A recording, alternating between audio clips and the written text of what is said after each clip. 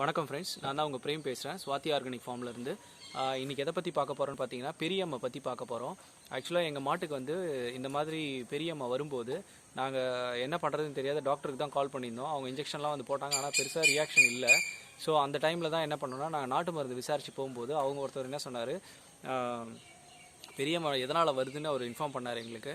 என்ன ரீசன் பார்த்தீங்கன்னா, seasonal climate change உங்களுக்கு அந்த வரும்போது, சீதோஷ நிலை மாறும்போது, அந்த பனிக்காலம் வரும்போது ஆட்டோமேட்டிக்காக நமக்கு வந்து மாட்டுக்கு நமக்கே உடம்பு ஹீட் ஆகும். அதே மாதிரி மாட்டுக்கு உடம்பு ஹீட் ஆக ஆரம்பிச்சிடும். ஸோ இது வராமல் இருக்கணும் அப்படின்னா நீங்கள் கம்பல்சரி மாட்டை டெய்லி ஒரு தாட்டி குளிப்பாட்டிகிட்டே இருக்கணும். கொம்புக்கு வந்து விளக்கெண்ணெய் தடவுங்க, ரொம்பலாம் இல்லை, லைட்டாக விளக்கெண்ணெய் தடவி விட்டிங்கன்னா அந்த மாடோட உடம்பு வந்து நார்மலாகவே இருக்கும். ஸோ அந்த மாதிரி இருந்ததுன்னா இந்த அம்மா வராது.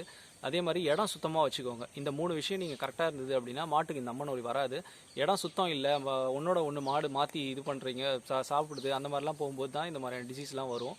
ஸோ இந்த டிசீஸ்க்கான மருந்து நான் சொல்கிறேன். அகைன் இன்னொன்று என்னென்னு பார்த்தீங்கன்னா, ஒரு மாடுக்கு வந்துருச்சுன்னா அந்த ஒரு மாடை வந்து முதல்ல தனியாக்கிடுங்க. நீங்கள் அந்த மாடை தனியாக்காமல் கூட்டத்தோடவே வச்சுருந்தீங்க அப்படின்னா அது சாப்பிட்ற வைக்கல இன்னொரு மாடு சாப்பிடும்போது அந்த எச்சிலேருந்து இன்னொரு மாட்டுக்கு வரும். மேய போகிற இடத்துல அதே மாதிரி கீழே மேயும், அது கூடவே இன்னொரு மாடு மேயும், அந்த எச்சிலேருந்தும் ஸ்ப்ரெட் ஆகி வரும். மாடு இன்னொரு மாடை நக்கும் போதும் வரும். இந்த மாதிரி எந்த சிம்டம்ஸ் பக்கத்தில் இருந்து தீனி குண்டான் மாற்றி வைக்காமல் ஒரே குண்டானில் வச்சிங்க அப்படின்னாலும் உங்களுக்கு அந்த நோய் ஸ்ப்ரெட் ஆகும். ஸோ இது ஸ்ப்ரெட்டிங், இது ஸ்ப்ரெட் கிடையாது, இது ஸ்ப்ரெட் ஆகும் இது. ஸோ நீங்கள் தான் வந்து அதை கேர்ஃபுல்லாக அந்த மாட்டை தனியாக வச்சு ஹேண்டில் பண்ணணும். அதுக்கு ஃபீட்லேருந்து எல்லாமே தனியாக வச்சு ஹேண்டில் பண்ணிங்கன்னா சீக்கிரமாக சரி பண்ணிடலாம். இதுக்கு மருந்து என்னன்னு பார்த்தீங்கன்னா, வெத்தலை, கொஞ்சம் மிளகு, மஞ்சள், கொழுந்து, வேப்பலை, மஞ்சள், இது எல்லாம் எடுத்துக்கோங்க. இது கூட சின்ன வெங்காயம் எடுத்துக்கோங்க, கொஞ்சமாக தேன் போட்டுக்கோங்க, நல்லா அரைச்சி பவுடரில் நல்லா அரைச்சி குழன்னு எடுத்துக்கோங்க. ஒரு டப்பாவில் வச்சுக்கோங்க. ஒரு 2-3 நாளைக்கு வர மாதிரி எடுத்துங்க, இல்லை ஒரு வாரத்துக்கு வர மாதிரி கூட அரைச்சி ரெடி பண்ணி வச்சுக்கினேன். ஒரு கை வெறும் வயிற்றுல மாடு காலையில் வெறும் வயிற்றுல இருக்கும்போது நாக்கில் ஒரு தடி தடவுங்க. திரும்பி மதியானம் சாயந்தரம் தீனி வைக்கிறதுக்கு முன்னாடி அதே மாதிரி நாக்கில் ஒரு தடி தடவுங்க. தடவி நீங்கள் மாட்டை மெயின்டைன் பண்ணீங்க, ஒரு 1 வீக் மெயின்டைன் பண்ணீங்க அப்படின்னா ஆட்டோமேட்டிக்காக அந்த இது குறைய ஆரம்பிச்சிடும். குளிப்பாட்டுங்க மாட்டை. அதே மாதிரி இந்த அம்மா நோய் மேலே அந்த காயமாக இருக்கிற இடத்துல வந்து அதாவது காயம் உடையாத வரைக்கும் இந்த ட்ரீட்மெண்ட் பண்ணாலே உங்களுக்கு அது சரியாயிடும். சப்போஸ் அந்த காயம் உடஞ்சிருச்சு, சீழ் வைக்கிற மாதிரி இருக்குது அப்படின்னா மாடு குளிப்பாடுறத விட அந்த இடத்துல வந்து சின்ன வெங்காயத்தை நசுக்கி அந்த சாறு அதில் விடுங்க. ஆட்டோமேட்டிக்காக அந்த கிருமியெல்லாம் சாவும். அதுலேயும் சாகலை, அந்த காயம் அப்படியே தான் இருக்குது அப்படின்னா வாழை மட்டை, பழைய அதாவது மரத்தோட அடிமட்டை எடுத்துக்கோங்க.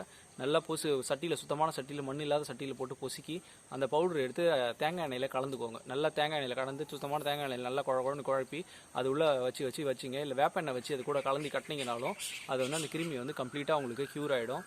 ஸோ இந்த ப்ராசஸை நீங்கள் பண்ணும்போது ரெகுலராக பண்ணுங்கள், கேப் விடாதீங்க.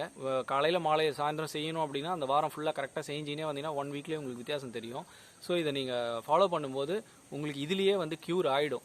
ஏன்னா இங்கிலீஷ் மருந்தில் சில மாட்டுக்கு கிளியர் ஆகும், சில மாட்டுக்கு வந்து கிளியர் ஆகாது. அப்போ இது வந்து எல்லா மாட்டுக்குமே வந்து கம்ப்ளீட்டாக எங்களுக்கு நாட்டு மாட்டில் எல்லா மாட்டுக்குமே கிளியர் ஆகிடுச்சு. ஸோ அந்த மாதிரி உங்களுக்கு வருதுன்னா இந்த ஃபஸ்ட் எய்ட் ஒர்க்கை பண்ணுங்கள். இதிலே உங்களுக்கு கிளியர் ஆகிடும்.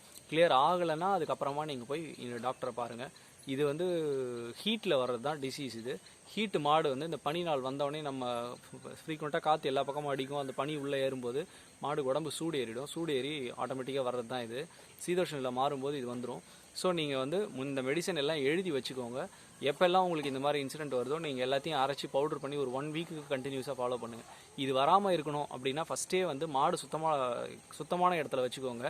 ப்ளஸ்ஸு மாடு டெய்லி தண்ணி ஊற்றி எங்களுக்கு வந்து மோட்டர் தண்ணி வந்து ஷெட்டுக்குள்ளே வந்து வெளியே போகிறதால நாங்கள் டெய்லி தண்ணி அப்படியே ஊற்றி அடித்து சுத்தம் பண்ணி தான் மாடு வெளியே அனுப்புவார். ஸோ அந்த மாதிரி பிரச்சனை எங்களுக்கு வராது. எங்களுக்கு இனிஷியல் ஸ்டேஜில் அது தெரியாத நாங்கள் அந்த மாதிரி கொஞ்சம் சொதப்பல் ஆனும்போது தான் இந்த டிசீஸ்லாம் வந்தது.